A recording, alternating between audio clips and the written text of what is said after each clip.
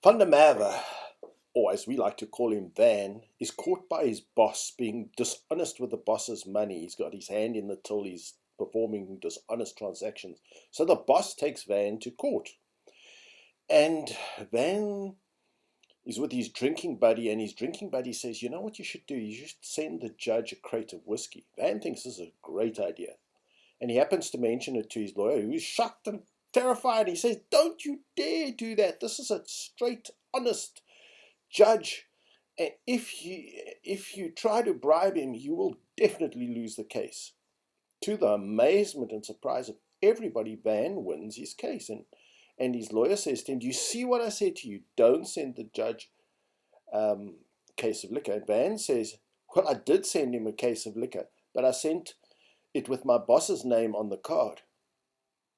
So I'd like to talk about a parable, which is the parable of the unjust or dishonest or unrighteous steward.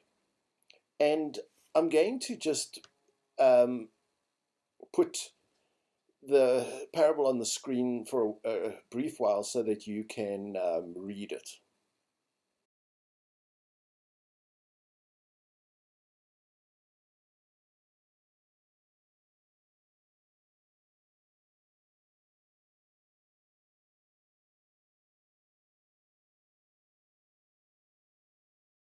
So this parable is found in Luke 16, verse 1, and Luke is my favorite gospel writer because he always includes stories and parables which the other gospels don't include. And I'm sure there are many Christians who prefer this parable wasn't included in the Bible.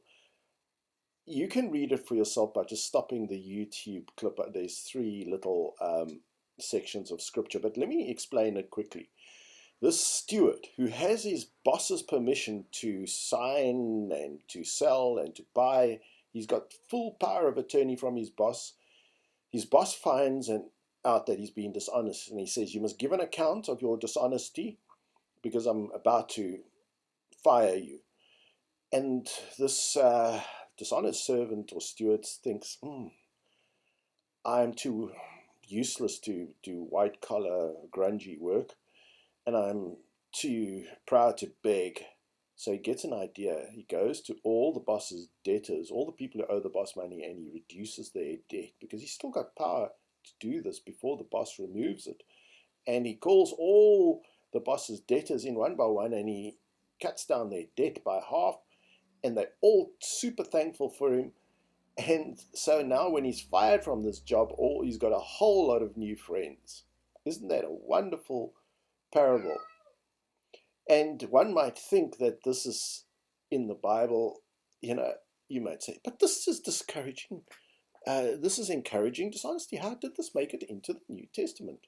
Well, you've got to realize that all parables are told just with one point in mind. And if you try to find multiple points or the wrong point, you're going to be completely mistaken. And the point of this parable is not to encourage dishonesty. In fact, Christ explains the purpose of this parable. So we just have to go and find out what he said.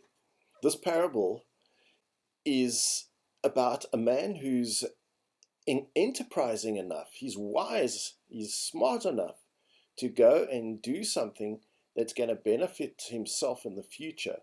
And to the surprise of people reading this, his master is very impressed with his shrewdness or wiseness. There's almost like a satanic cunningness to this guy, that he was able to feather his nest at his master's expense, even after his master said, "I'm going to call you to account."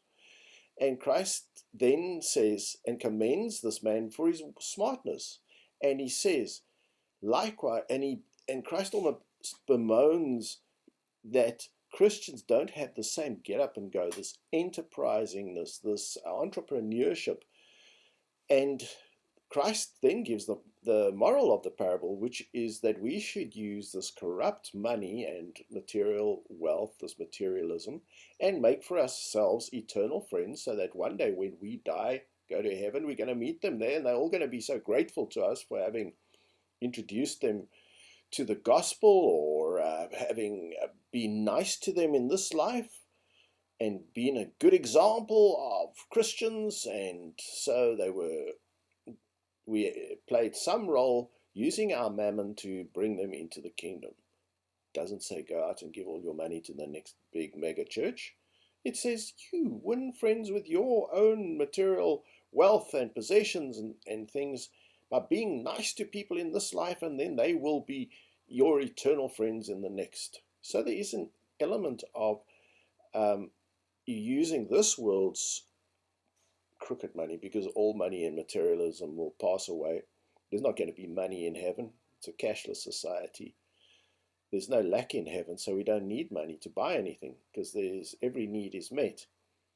So this parable is just rather simple, and far from encouraging dishonesty, it's encouraging entrepreneurship, which is the same thing as that parable in Luke 19 of the talents, which God commends the servants who have a bit of entrepreneurship and a few ideas, and they go out and trade and sell and increase their master's goods. They use the materialism that they are entrusted with to the master's benefit. Finally, if you read the last part of Luke 16, it strongly condemns covetousness, and the Pharisees who were covetous mocked him for this. So Christ finishes off by strongly condemning being covetous and avaricious and money orientated in this life. So definitely not encouraging dishonesty.